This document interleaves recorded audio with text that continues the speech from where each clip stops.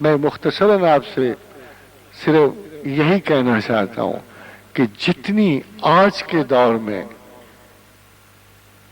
اس قوی رجحان کی ہمارا نقصان ہمیں صاف بتا رہا ہے کہ ہماری عبادات، ہماری زندگیاں خدا سے خالی ہیں۔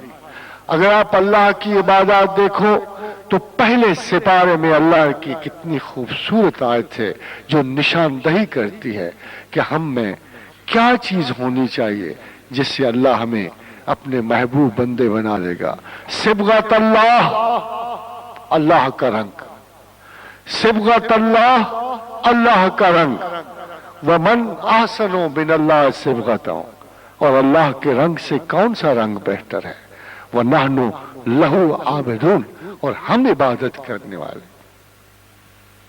عبادت انہی کا مقسوم ہے، عبادت انہی کا مقدر ہے، عبادت انہی کی زندگی ہے جو اللہ کے رنگ میں رنگے جاتے ہیں، جو اللہ کے رنگ سے اپنے رنگ کی توجیہ کرتے ہیں۔ آپ اسے فنا فی اللہ کہو، فنا فی رسول کہو، آپ کچھ بھی اسے کہہ لو، مگر جو صفات پروردگار کے لیے جد و جہد کرتا ہے، جو محبت ذات خدا کے لیے جد و جہد کرتا ہے، وہ کبھی بھی خدا کو فرضی نہیں سمجھ سکتا، چاہے کتنی ہی بڑی میٹرکس کی دنیا اس کے ارد گرد آباد ہو۔ ہم جانتے ہیں کہ شراب میں بھی بڑے حقیقت ہوتے، یہ اچھی طرح جانتے ہیں کہ شراب بھی کبھی بڑی حقیقت ہوتی ہے۔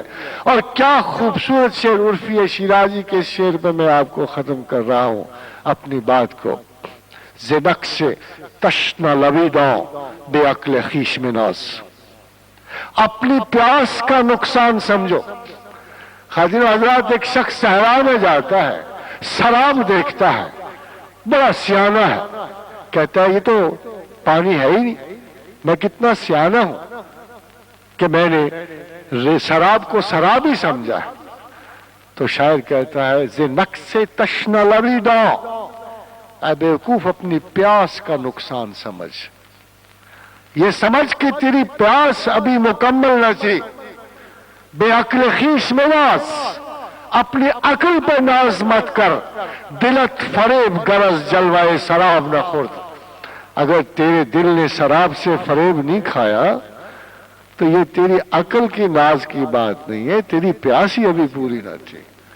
تو خادم حضرات، مجھے امید ہے انشاءاللہ تعالی العزیز کہ خدا ہمارے دلوں میں اپنی محبتوں کی لو ضرور دے گا۔ ویسے تو کچھ لوگ وہ بھی ہیں کہ رسول اکرم صلی اللہ علیہ وسلم نے فرمایا کہ خدا کو اتنا یاد کر، خدا کو اتنا یاد کر کہ تیرے دل ایک ویرانے کی طرح ہو جائے اور اس میں ایک چراغ جلتا ہو اور وہ خدا کی یاد کا چراغ۔ پھر فرمایا کہ جب لوگ اس درجہ کمال کو پہنچیں گے، جب خدا کو اتنا یاد کریں گے تو خدا ان کے ہاتھ ہو جائے گا، خدا ان کا انداز ہو جائے گا، خدا ان کی زبان ہو جائے گا، خدا ان کے اشاروں سے بادل برساتا ہے، خدا ان کے اشاروں سے حکومتیں بدلتا ہے، خدا ان کے اشاروں سے زندگی اور موت کے مسائل طے کرتا ہے۔